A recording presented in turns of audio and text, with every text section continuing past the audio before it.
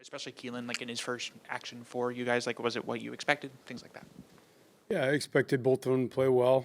They've done a lot of those same things in practice and, leading up to that moment. So I think, you want to just see how they perform and stadium full of people and if they can make easy decisions. I thought they both did a good job, took care of the ball, didn't put it in jeopardy, made some good decisions. Obviously, both had success getting the ball in the end zone. So they did well. How would you evaluate how Michael Carroll looked, and do you kind of see that as a competition at right tackle? 100% I see it as a competition.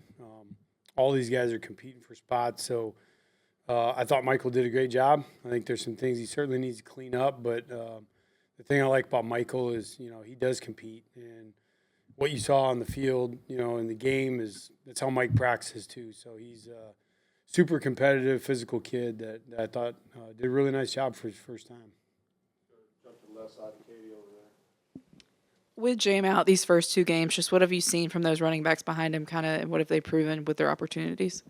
I thought obviously Kev is a guy that's made the most out of all his touches. I think he led the team again in missed tackles forced, and that's one of the things I think Kevin brings to the table is his ability to make people miss in open space, and real reliable out of the backfield, catching the football. And so I think he's kind of established that. I thought Rich had a couple of really, really physical runs, had a couple of really nice pass pickups where he was ultra physical. And then Daniel saw a couple plays in between the tackles where he was able to drag some people. So I thought all of their best characteristics kind of came out in different ways.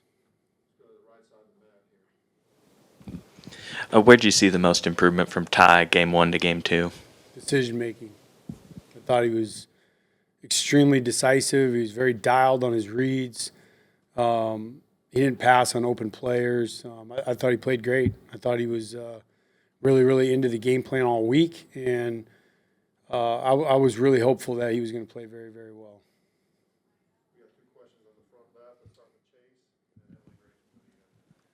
Wisconsin's defense has been outstanding these first two games. I think they're giving up about 30 yards a game on the ground, and I think they've only given up one touchdown. What do you see from them schematically and also just what they do well in general? Well, defensive head coach, there's going to be a little extra emphasis on stopping the run and those type of things. And, Coach Fickle does a great job of getting those guys to play hard. So no surprise that matches on film, how the guys run to the football, finish plays, extremely physical at the point of attack. And, for me, I saw a group of guys that know what they're doing. Their scheme is clear to them, and they know where to be on the field. So was impressed with just their discipline to be in the right spots. Hey, Coach, you mentioned Ty's improvement, but for the offense as a whole, how do you feel like you've seen improvement, and what areas do you still want to see growth in? Well, I thought their biggest step forward was honestly the week of practice they had. I thought that was, I know that's probably not the sexiest thing to say, but they did. They had a good week of practice, and I thought that it really showed. I literally showed them on Sunday that got all the information from our strength staff and physical output. They wear those catapults, and I just showed them, they practice harder. It showed, and I thought that was something that was kind of cool to be able to show them, back it up with a little bit of science. But then, you watch the game tape, and they played inspired. So I hope we keep that up. Yeah, hey, Coach. With playing Austin for a series in the second quarter, I believe that's something you guys did at Fresno with Jake Hayner. Just what did that do for Jake then, and what are you maybe hoping it does for Ty now? Well, it pissed Jake off, but but that's Jake. But it helped, I thought, at the time for him, and Ben Ward, who was a really good quarterback.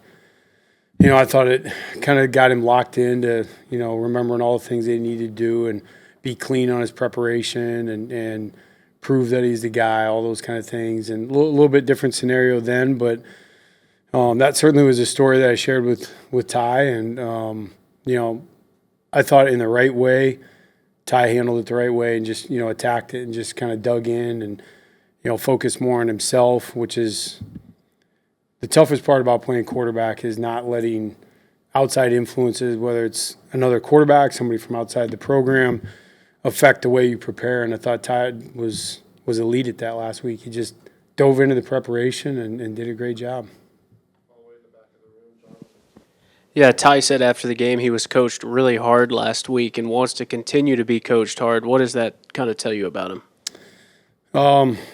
That's not surprising. I mean, that's something that Ty certainly, shared with me as well. And, that was something I told him after the first game was, I told you everybody on the team's got to look inward and, what we can own. And I thought maybe I wasn't, hard enough on Ty. And, I didn't harden him enough for the moment of the first week. And I told him I wouldn't, make that mistake again.